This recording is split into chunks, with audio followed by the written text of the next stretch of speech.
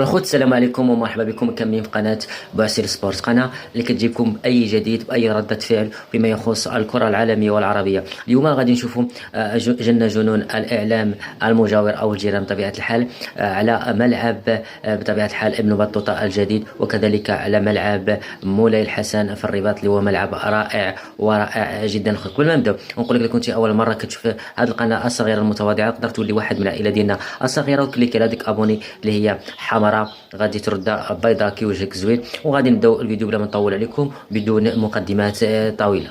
نعم، حبر على ورق وضعت في الموقع الرسمي حتى يصور للعالم أو الجمهور الرياضي أن المغرب يملك بنى تحتية ومنشآت وكذا، لكن في أمر الواقع هي كلها منشآت متهالكة، وهناك منشآت متهالكة. وداعنك ما كاينش ملعب غير ملعب مانسون مانديلا في الجزائر يداهم الملاعب المغربية، على رغم أصغر ملعب في المغرب أحسن من الملاعب الجزائرية، غير موجودة أصلا على الأرض.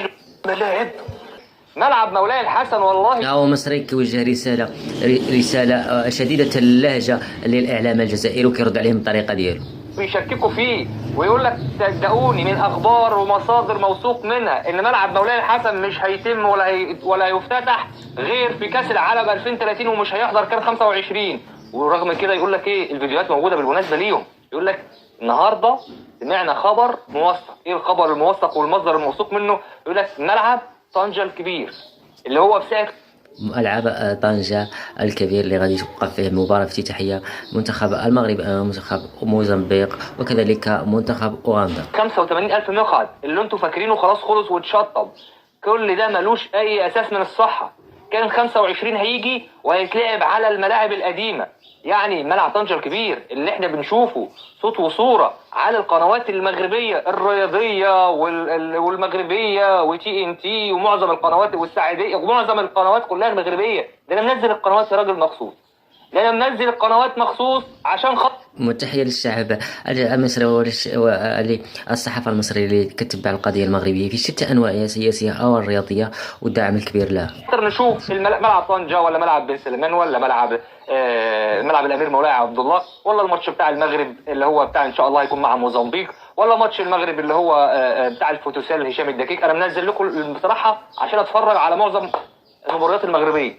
هو مصري ينتقد الإعلام المجاور وكي يضربوا غير بالبارد وبطريقة غير مباشرة كما شفتوا بأنها فوتوشوب وذكاء اصطناعي وملاعب من الأوهام كما كيقولوا.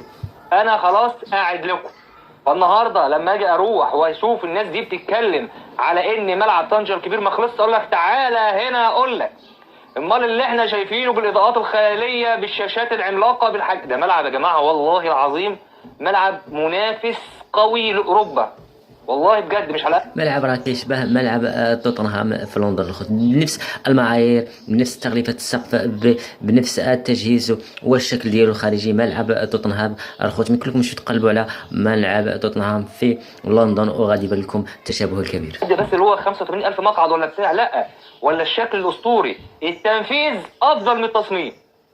ملخص العنوان النهارده التنفيذ بتاع ملعب طنجة الكبير افضل من التصميم حرفيا، والله بجد ايه الاداء الجامد ده. كيبان لك في التصميم رائع، ولكن ملي غادي تدخل ليه كتشوفوا اروع واروع. التذاكر تاع الإعلام المجاور مازال همه الوحيد هم التذاكر، كيفاش التذاكر تباعت بسرعة قياسية للمنتخب الجزائري. بنات المنتخب الوطني نفذت كلها.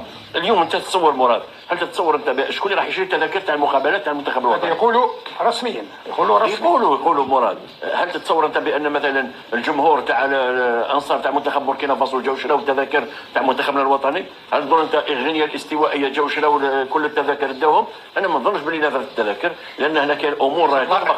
هي الشيء هذا راهي هنا كاين الكولاسه الخوت، كاين الكولاسه وكاين مؤامره ضد الاعلام الجزائري. هادشي اللي باغيين يقولوا بانهم كيقولوا بطريقه غير مباشره. والبيع هذا عن طريق البلاتفورم ما تهمنيش مرة، يقدروا يشروهم تذاكر ويمدوهم باطل عادي جدا. المهم المناصرين تاع المنتخب الوطني ما يكونوش حاضرين وما يشجعوش هذا المنتخب، لانه مؤخرا كما راه شفت الانصار المنتخب الوطني حتى فرضت عليهم الفيزا. انا نظن بان كاين امور راهي تطبخ في الخفاء، وهذا تحضيرا للمنتخب اللي راهم يوجدوا فيه باش يفوز بكاس افريقيا.